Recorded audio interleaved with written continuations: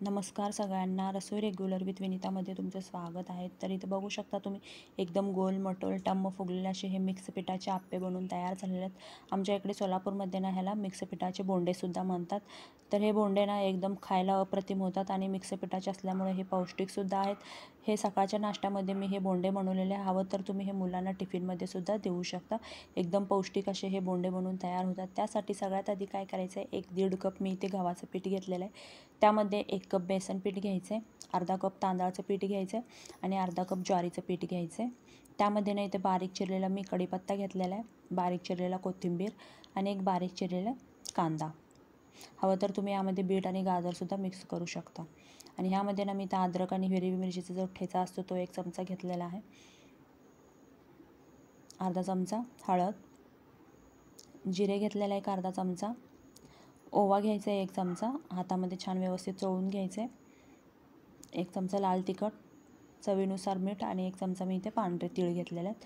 हे सर्व मिश्रण कोरडं मिश्रण आपल्याला व्यवस्थित मिक्स करून घ्यायचं आधी, मग नंतर पाणी मिक्स करून घ्यायचं आहे.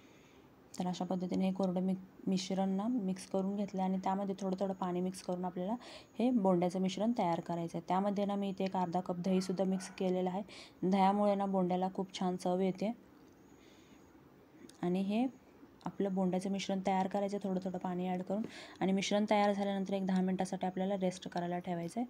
तर इथं रेस्ट करायला ठेवते, 10 मिनटं झालेले आहेत. तर ह्यामध्ये इनो मिक्स करून घ्यायचं आहे. तर इथं मी 1 पॅकेट इनोचं घेतलेलं आहे. इनो मिक्स करून घ्यायचं, थोडंसं पाणी ॲड करून ना फर्मेंटेशन करून घ्यायचं आहे. आणि इनो मिक्स केल्यानंतर आपल्याला छान व्यवस्थित मिक्स करून घ्यायचं आहे. पीठ छान हलकं बनतं हे बोंड्याचं. आणि अशा पद्धतीने आपलं हे बोंड्याचं मिश्रण बनवून तयार झालेलं आहे. तर गॅसवरती मी इथं आप्पे पात्र ठेवलेलं आहे.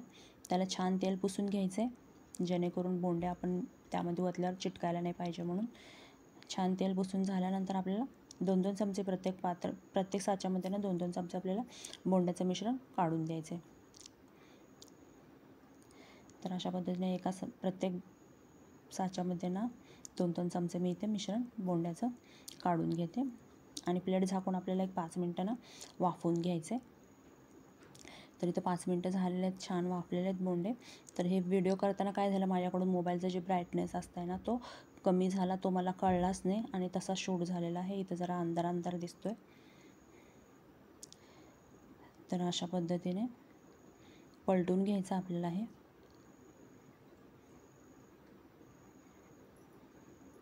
तर इथे मी सर्व आप्पे पलटून घेते, ज्याला आपण बोंडेसुद्धा म्हणतो किंवा आप्पेसुद्धा म्हणतो. आणि वरून ना तेल सोडून द्यायचे जरा. आणि इकडच्या बाजूनी पण आपल्याला दोन्ही बाजूनी छान व्यवस्थित भाजून घ्यायचं आहे. आणि मला कळलं की ब्राईटनेस कमी झाल्यामुळे तेव्हा मी मोबाईलचा ब्राईटनेस व्यवस्थित चेक केला आणि वाढवला. आणि आता हा व्हिडिओ आपला व्यवस्थित दिसतो आहे. तर अशा पद्धतीने आपले बघू शकता तुम्ही सर्व बोंडे बनवून तयार झालेले आहेत. आणि बाकीचेसुद्धा मी इथे बोंडे बनवून घेते. तर अशा पद्धतीने आपले हे मिक्स पिठाचे आप्पे, ज्याला आपण बोंडेसुद्धा म्हणतो, हे बोंडे ना तुम्ही सकाळच्या नाश्त्यामध्ये किंवा हवं तर तुम्ही हे मुलांना टिफिनमध्ये सुद्धा हे देऊ शकता. एकदम पौष्टिक असा हा टिफिनचा मेनू आहे. एकदा तुम्ही नक्की करून पहा, तुम्हाला आवडेल. जर व्हिडिओ आवडला असेल तर व्हिडिओला लाईक करा आणि भरभरून सबस्क्राईब करा. धन्यवाद.